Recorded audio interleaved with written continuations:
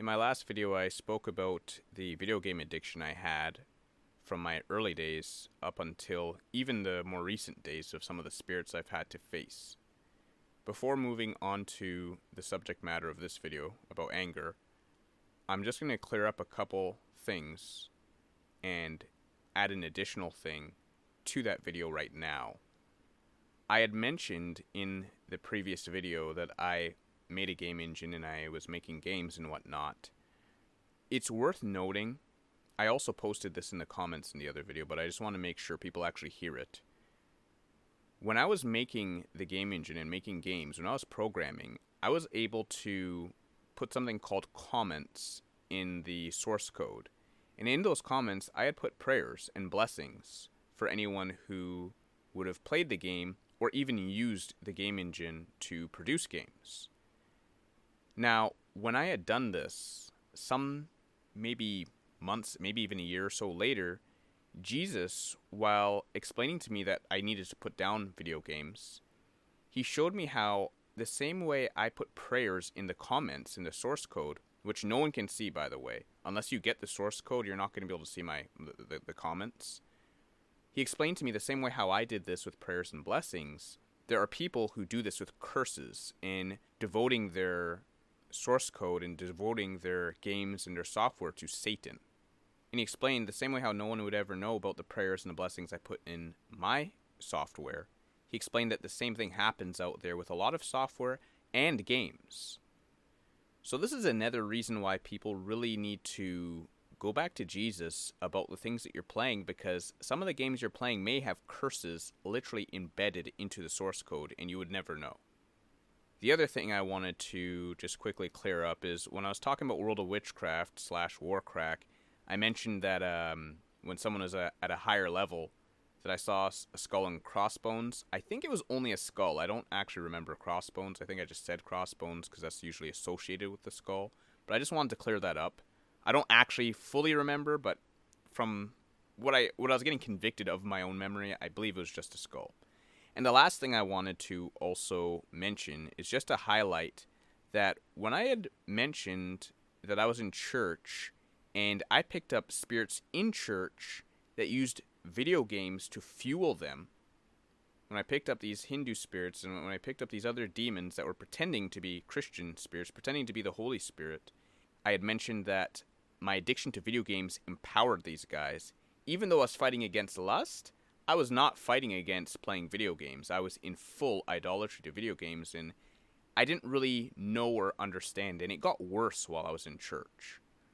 It was about maybe some years in, I found that when I went to go back and play my old system with that hedgehog I used to play back in the early 90s, there's a time, because there's a season where I had stopped playing that. I was always playing the newer stuff. I decided to go back one time and just play that old game just for some old time's sake. And after I went down to pray, and I got hit with serious obsession thoughts over that game. And I knew it wasn't normal because I knew I was not addicted to that game. I went through the addiction to that game in the 90s. And this is well into the 2000s. And I didn't fully understand until later when Jesus started showing me these things that while I was at church, I had picked up spirits that were feeding off of my hobbies and literally causing me to idolize my own lifestyle.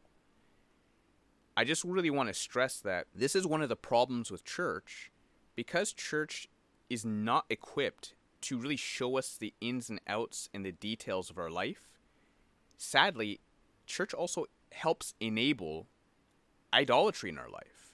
Church literally causes us to focus both on the Jesus that they present, as well as balancing this world, focusing on career, focusing on credit, having a good credit in your house, and all of that stuff. They try and balance the two things, and then these spirits use the things that you're trying to balance in this world, which become idols, to empower themselves, which also empowers the binding of the religion that you're associated with.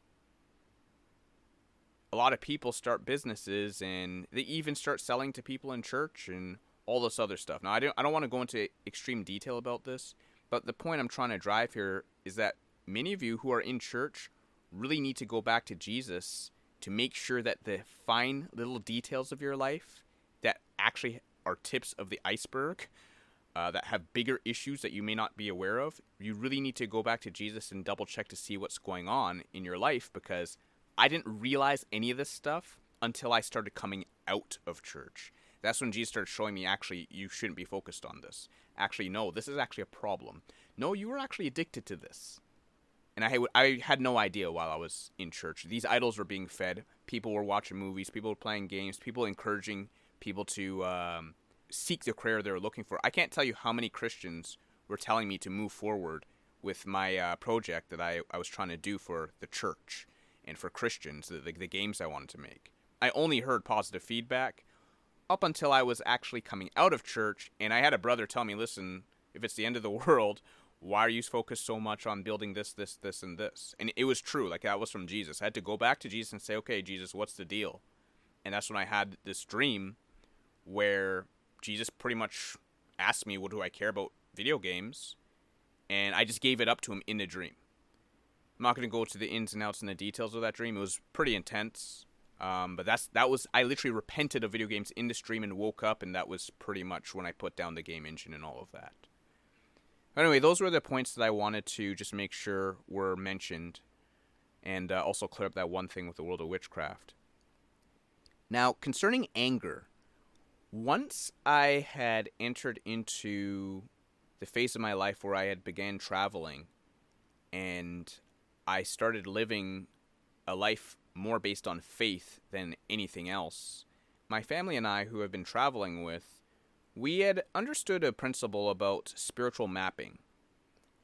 And that is, when you're going into new territories, going into new areas, praying it out, seeking out what's going on with the area, and praying against the principalities and whatnot in the area, and so on. I'm not sure how many of you are familiar with this, but we were lightly familiar with it. We did understand the principle, but we just didn't understand how important it was. And we didn't actually practice this very much in our traveling around North America at the very beginning. This became a pretty big problem for us for the first couple years. We got our butts handed to us by demons, and during the times of judgments, we even got hit up with judgments partially because of this. Now, there was a season where we ended up staying with a family, and we didn't do any spiritual mapping whatsoever. And anger happened to be a stronghold and a strongman of that territory, of this actual property. I found myself getting really angry really quick, almost to like a drop of a pin, with certain subjects. And by the way, these subjects to me seemed righteous. It wasn't like I was getting thrown off with anger and rage and over little things. For myself, the enemy would use other people's errors or righteous thought processes to then cause me to be upset. And this is a common area that the enemy likes to attack many Christians who are seeking to be righteous. Now, my entire family was getting hit up with anger in different ways, in various ways. Like, we all were getting hit up with this. Not too long after just being around on this property, I got so angry one time that I dropped profanity. And at that point, that's when I backed up, because profanity isn't something that I do. I know that that's not me. And I immediately backed up. And I asked Jesus, okay, what's going on? Because I know this is not me. I even felt embarrassed. And Jesus gave me a very, very, very simple principle that I'm going to share with all of you here. This really helped me out. This might help some people out as well, especially if you're dealing with righteous anger, especially for Jesus' sake, if you're upset about seeing unrighteousness, or if you're upset about seeing people still stumbling or falling, or if you're getting upset over just things that perceived to be wrong. Jesus told me not to take it personal. He said it was his problem. That really, and when I received that word, it was definitely for me. As soon as I got that, I realized, wow, this is true. Like, I'm getting so passionate over this, and this is Jesus' problem. I don't actually have to feel like this, and a huge chunk of that just left. But here's the situation. I still continue getting attacked, and sometimes it got so bad that I would lock up. It was almost as bad as getting tempted with pornography, or getting tempted to go into lust. I was being tempted to just give into angers that rose up upon me. I didn't realize that it was literally just a spirit. At first I thought it was me, and okay, I just don't have to take things personal, but I kept getting attacked. Now, I continued to yield to what Jesus taught me, and I wouldn't lash out. However, internally, I was still feeling it. I was still feeling it clawing at me. We went through another season where we were in a different territory, and all those angers were gone. I didn't feel them. Everything was great. I was at peace with everyone, and that's when I found out, wow, this is not me, because I feel perfectly fine. I feel great. There was absolute peace. And I experienced this with lust as well. There was a time I went to the Caribbean. I went to Barbados, and I didn't have any lust attacks. No pornography, no masturbation. And when I say pornography, I mean pornography in my mind, because I had stopped watching pornography, obviously, when I gave it all up. But I still was getting attacked with pornography in my mind. And when I went on this trip to Barbados, I was already a Christian, and I noticed instantly it was like a breath of fresh air. However, after about 2 or 3 days, an anime spirit found me in my sleep. It's like it took some time to get to me, and then it started attacking me with porneia, and then I started struggling again and having to fight against lust. So these spirits can be very territorial, and interestingly enough, anger was one of them. I just had no idea, because, usually we think, okay, well, anger is just, it's an emotion, we're humans, and the scripture even says, be angry and sin not.